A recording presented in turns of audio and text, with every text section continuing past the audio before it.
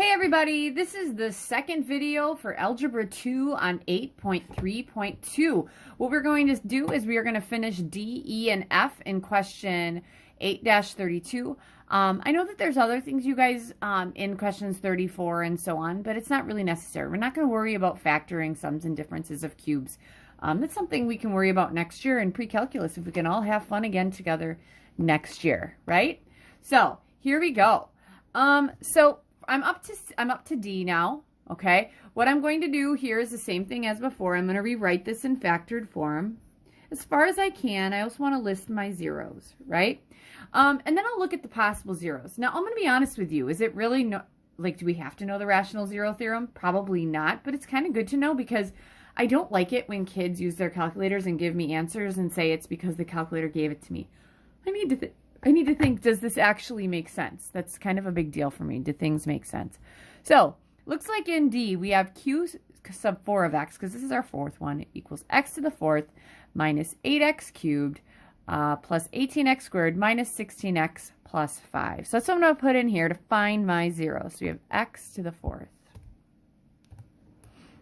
minus 8x to the third plus 16x squared minus 16x plus 5. All right. So that's what I have. Next thing I want to do is find my zeros. And I like to use my table because I want integral ones. Okay, it looks like I have one at 5, 0. All right. Looking here. Ooh, it looks like I have one at 1, 0. And that's probably going to be good enough, right? Because if I can break this down to an x squared, I should be good to go. But I like to see if there's more. And I don't think there is because this is getting bigger. And this is going to get bigger too, because remember it should rise to the right and to the left, so those y's are going to get bigger. All right, so that's what I have. So this would imply that x minus 5 is a factor, and then x minus 1 is also a factor, right? And I'm going to double check to make sure that those are both positive. So we had 5 and then 1. Yep, okay. So that's my factored form, okay? Again, how many should I find? 4. I have 2. Now, could both of these be double roots? Yeah, I could look at the graph to see if it does touch and turn, if they're both double roots or if they have a multiplicity of 2. But I'm not necessarily going to do that. I want to break this thing down. So so my x-intercepts. Let's start dividing this thing down and see what we get. All right, here we go. We're going to put in the box. I'm going to start with the 5. It really doesn't matter what you start with, you guys, just as long as you do it. So I got 1, negative 8, 18, negative 16, and then 5. Here we go. What should happen here? If x minus 5 is a factor, then I should get a remainder of 0. Drop the 1. 1 times 5 is 5. Add down negative 3. 5 times negative 3 is negative 15. Add down, that's 3. 5 times 3 is 15. Add down, that's negative 1. Negative 1 times 5 is negative 5. Add down, that's 0. All right, so that's my first one. So I'm left with, this would be your remainder, constant x squared, x cubed. So we're left with x cubed minus 3x squared plus 3x minus 1. All right. Okay, so that's what I have here. My next one. So I don't think I can factor this. I probably could finagle factoring out of that, but I'm not going to. Next what I'm going to do is I'm going to put a 1 in here. Again, I'm not going to use the same numbers because that would just be dividing. It'd be like saying, okay, 24. I can make that, oh, I know that 24 is a 2 times 2 times 2 times 3 times 2. That's 2, 4, 12. 12 times 2, right? It'd be like saying, oh, I'm going to take 24 and divide it by 2 and get 12. And then I'm going to divide that by 3. So I take 24 and divide it by 3 and get 8. Well, that really hasn't really broken things down. It's just going to the original number. I want to take the biggest thing and start dividing out factors, okay? That's kind of where I'm going with that. So here we go. What should happen with this? We should get a remainder of 0 because if 1 is a 0 for the big guy, 1 should be a 0 in this one. So we got 1, negative 3, 3, negative 1. Don't have to worry about the 0 ever. Drop the 1. 1. 1 times 1 is 1. Add down negative 2. Negative 2 times 1 is negative 2. Add down, that's 1. 1 times 1 is 1. Add down, that's 0. We are left with x squared minus 2x plus 1. That equals 0. All right. So my next thing would be, can I factor that? So I'm going to have an x and an x. Factors of 1 are 1 and 1. My outside and inside has to be a negative 2x On the outside, I have an x. On the inside, I also have an x. If you want to make them ones, you can. I want x, and an x can be a -2 if they're both negative. Totally makes sense because that gives me +1. So if x minus 1 equals 0, wouldn't x have to be add 1 equal 1? I already have that. So I already have the 1. So it looks like I only have, because there's another one, wouldn't we get x equals 1 from that one? I only have 2 zeros. I have 1 at 5 and 1 at 1. I'll actually sketch this guy out. So it looks like I have a factor of x minus 5, and then I have 1, 2, 3 factors of x minus 1. All right, so if I had to, which I would like to, sketch a graph here, I'll do this as I did before. My zeros are at, let's say this is 1 and that is 5. It should rise to the right and it should rise to the left because it's a 4th degree polynomial and the leading coefficient is positive. Also, this makes sense that my y-intercept would be 5 here because if I put zeros in for x, that's my y. Also, what should happen here? Okay. So I'm not going to have anything bouncing because my multiplicities on both, this is a 3 and that's a 5. So if I look at the graph, I'm going to do a zoom 6 here. I'll show you what a 3rd degree looks like. So the x minus 1 was cubed. All right, so the x minus 1, what happens is because this x minus 1 is cubed and it's not just to the first power like this, it kind of goes through here and levels off a little bit, but it just passes through once, okay? Is it super important that you put that in your graphs? I'm going to be honest with you, not really. I would just need you to do something like this, but just know it does something like this, and then it goes down, and this is rising up, and let's say this is something like this. I feel good about that. There is my little graph. It's a decent sketch. All right. Keeping in mind that my zeros, this was the one at 1, 0, and this is the one at 5, 0. All right. So that's that one. That's D. All right. Ooh, and I like to check my answers because I'm a big answer checker. But there we go. Yep, 1 and 5. That's it. All right, next one. E. All right, so for E, it looks like I have q sub 5 of x.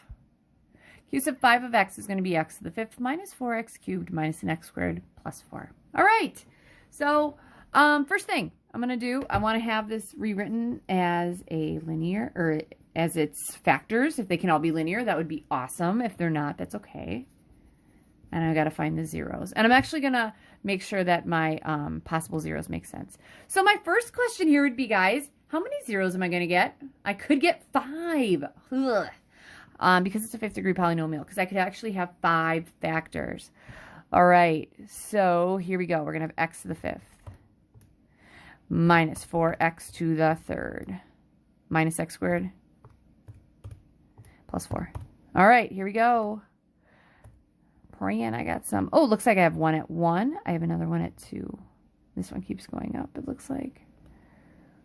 Another one? Nope. 1 and 2 and... Ooh, we got 1 and 2 and -2. I'm good with that. Okay. So, what I know then, okay, so I got -2, 1, and 2, is that if 1 was one of my zeros, then x minus 1 should be a factor. If 2 is one of the zeros, then x minus 2 should be a factor. And this would give me a factor of x plus 2. All right? Which totally makes sense, because if I would divide this out of this guy, I'd have a 4th degree polynomial left. Then if I would divide this guy out, I'd have a 3rd degree. And then when I divide that one out, I'd have a quadratic, which I want. All right? Now, the other thing is I like to look at, okay, your possible zeros. Wouldn't we take factors of the constant, which is 4, over factors of the leading coefficient, which is 1? Factors of 4 are just 1, 2, and 4. Factors of 1 are just 1. So this would be plus or minus. Keep in mind all these are plus and minus. 1 divided by 1 would be 1. 2 divided by 1 is 2. And 4 divided by 1 is 4. Totally makes sense because I got 2, 2, 1. All right, here we go. Let's take this guy and divide it out so I can get my last 2 factors here, or just 1 if it's a quadratic. All right, here we go. I'm going to start with 1. Again, does it matter which one you start with? No. So this is the 5th degree. There is no 4th. There is a cube. There is a quadratic, and there is no linear, and then there's a 4. So if we go with the exponents, you guys, coefficients would be 1. There is nothing to the 4th. A -4x cubed, a -1x cubed, there are no x's, and then a 4. All right, what should happen here? That's right. Remainder of 0. Drop the 1. 1 times 1 is 1. Add down 1. 1 times 1 is 1. Add down -3. -3 times 1 is -3. Add down -4. -4 times 1 is -4. Add down -4. 1 times -4 is -4. Add down that 0. All right. So really what's left over is this is x to the 4th plus an x cubed minus a 3x squared minus 4x minus 4. All right, so what's left over. All right, so I use this guy. Next one, I'm going to use this too. Again, does it matter the order? No. Which one do I use? I use the guy on the bottom because I've already divided this out. I'm making it smaller. We're going to have 1, 1, -3, -4, -4. Here we go. Drop the 1. 2 times 1 is 2. Add down 3. 3 times 2 is 6. Add down 3. 3 times 2 is 6. Add down, that's 2. 2 times 2 is 4. Remainder of 0. Awesome. Next one. Sorry if I'm moving my paper. I apologize. Again, this would be x cubed plus 3x squared plus 3x plus 2 equals 0. Is that super important? No, because we have to take out a -2 now. All right, so I'm going to have a 1, a 3, a 3, and a 2. The remainder should be a big 0, hopefully. Okay? All right. Drop the 1. 1 times a -2 is a -2. Add down 1. 1 times a -2 is a -2. Add down, that's 1. 1 times a -2 is a -2. That gets me 0. Awesome. So what's left here, you guys? I know I'm getting to the bottom of my paper, but I can go right there or grab another sheet. This is an x squared plus an x plus 1 equals 0. All right. Can I factor that? No, I can't, because there are no factors of 1 that add or subtract to 1. Factors of 1 are either 2 or 0. So what that means is for my factored form, I'm going to crunch this up here. It's the x minus 1 that came from this, the x minus 2 that came from this, the x plus 2 that came from that, and then an x squared plus an x plus 1. Sorry, somebody's getting me on the phone. All right, there we go. So that's it in factored form. Also, my zeros, I have 1, 2. I have to get one more from this guy. All right, and the way I'm going to do that, sorry, we got to grab another sheet of paper. I'm going to use the quadratic formula, okay? And the reason I'm going to use the quadratic formula here, x equals the opposite of b plus or minus the square root of b squared minus 4ac all over 2a. The reason that I'm going to use the quadratic formula here is because these numbers are really small. And this is a 1 here, and if it was even, I might use completing the square. So for this guy, your A is 1, your B is 1, and your C is 1. Here we go. X equals the opposite of B. The opposite of a -1 is a 1. Or I'm sorry, the opposite of a 1 is a -1. Plus or minus the square root of B squared. 1 squared is 1. Minus 4 times A times C. A is 1. C is 1. 1 times 1 is 1. Over 2 times A. 2 times 1 is 2. Here we go. -1. Plus or minus, and this is over 2. All right, in here, you guys, -4 times 1, that gives me a -4. 1 minus 4 is the square root of -3. All right, what do we do with negatives? We flip that out as a imaginary. So wouldn't this be x equals -1 plus or minus I times the square root of 3, and that's all over 2. Nothing can be divided out of that. So then when I go back up here, I know I'm gonna kind of shift this up here like this, you guys. My zeros, I have 3 reals and then I have 2 imaginaries. My reals are at 1, 2, and -2, and then I have one at -1 plus I times the square root of 3 over 2. Another one at -1 minus I times the square root of 3 over 2. And we said there could be 5. 1, 2, 3, 4, 5. All right? So that is E. We're almost to the end. Woohoo! And that's probably one of the more complicated ones because you've got 5 of them in there. That kind of sucks. All right. And, oh yeah, because I just really love checking my answers because I can, because I have the key. Here we go. For the 5th one, -2, 2, 1. Yep, we got that. All right. Going back to the lesson then. F. And then I got a little fun for us at the end. All right, so for F, this is Q of 6 of X. Again, if you want to give this one a try on your own and then come back and look at the solution, awesome, okay? Because at this point, we should pretty much know what we're doing. So we got x cubed plus an x squared minus a 7x minus 7. Again, some of you guys might remember how to factor this. We did it a long, long time ago. If you forgot it, that's okay, okay? We're going to take this guy, and we're going to try to rewrite it as some factors. So first thing I want to do is possible zeros. We'll write these down. Do you have to do this every time? No. Is it good to know? Yeah. Possible zeros, we're going to take factors of the constant, which is 7, over factors of the leading coefficient, which is 1. And if you're asking yourself, why is she putting -7 there? It really doesn't matter, you guys, because whenever we do this, isn't it plus or minus? Factors of 7 are plus or minus 1 and plus or minus 7. If I change this to a -7, it's still plus or minus 1 and plus or minus 7. Doesn't matter the sign. Factors of 1 are plus or minus 1. Here we go. So plus or minus 1 divided by 1 is 1, plus or minus 7. There we go. So 1 and 7, -1, -7. Hopefully one of those is a 0. Here we go. Let's put this thing in there. And how many zeros are we going to get again? That's right, 3. So I got x cubed plus an x squared minus a 7x minus 7. And here we go. Looks like I have one at, ooh, that's not 1 right there because that's your y-intercept. -1, 0. Okay, looks like I have one at -1, 0. And I'm not seeing any other one. So our zeros are at -1, which would imply that this would be coming from a factor of x plus 1. So make it sure.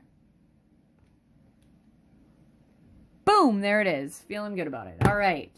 So first thing I'm going to do here, I am going to do synthetic division on a -1. Across the top are coefficients of this guy. 1, 1, -7, -7. Since x plus 1 is a factor, what should happen here?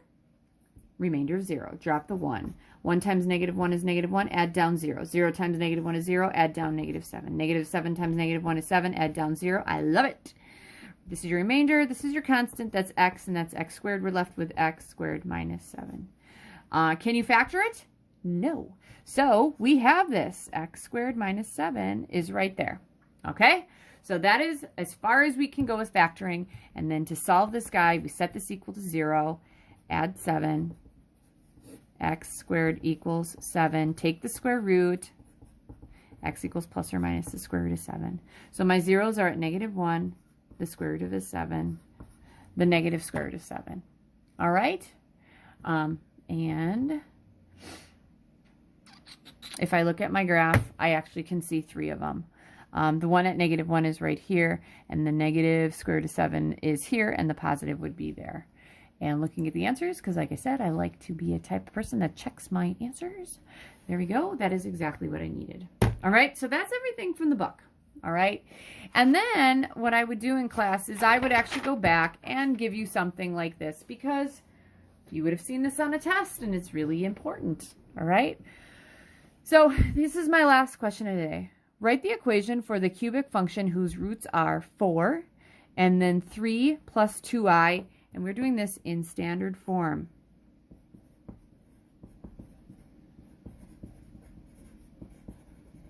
All right, it's in standard form. So here's my first thing. All right, cubic function. What would the degree be? 3.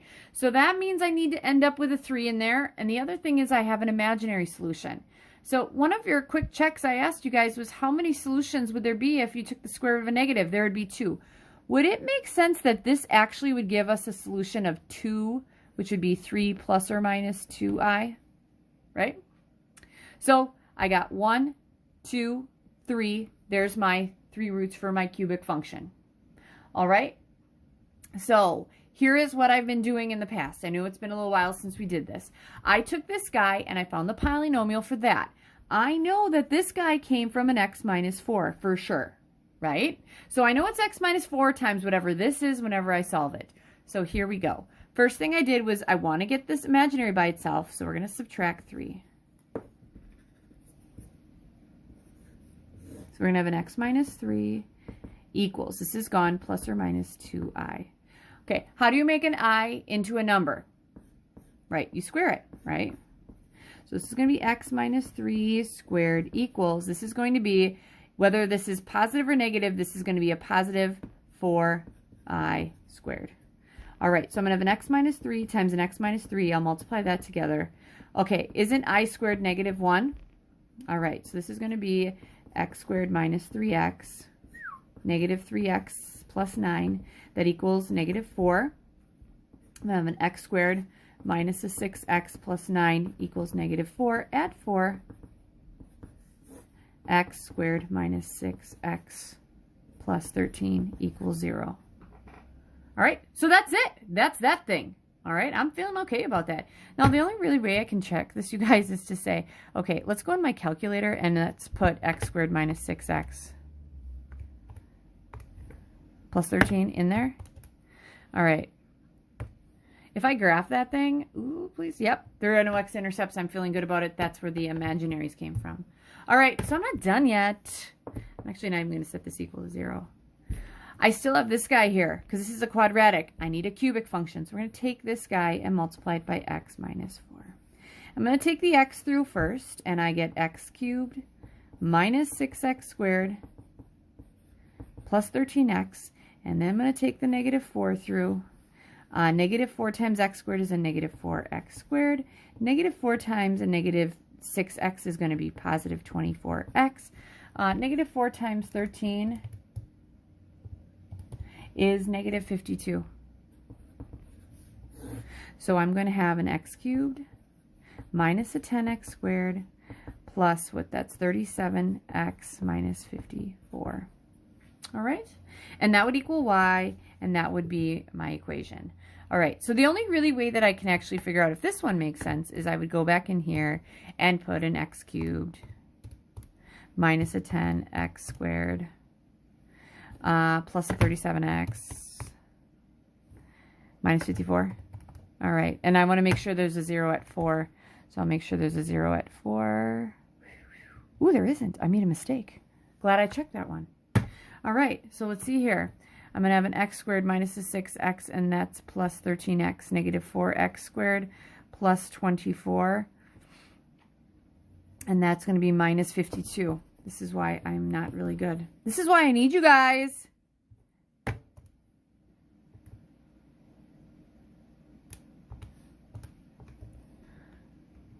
4-0. Feeling much better about it. See, I totally wasn't planning that, but that's actually a good lesson in wanting to check your answers. All right.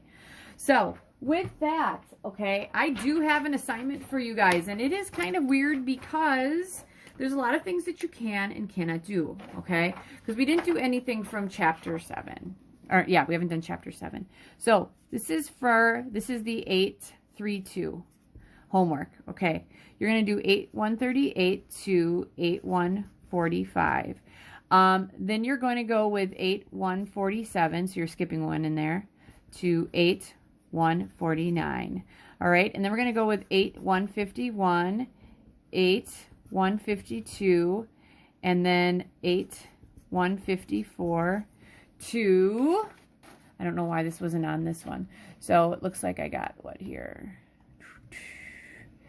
Yeah, 51, 52, you're skipping 53, 54, you skip 55, and then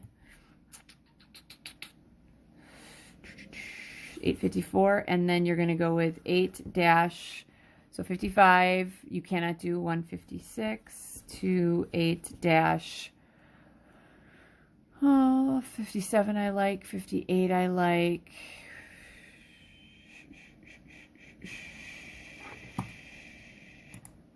sorry, I'm looking at the wrong thing.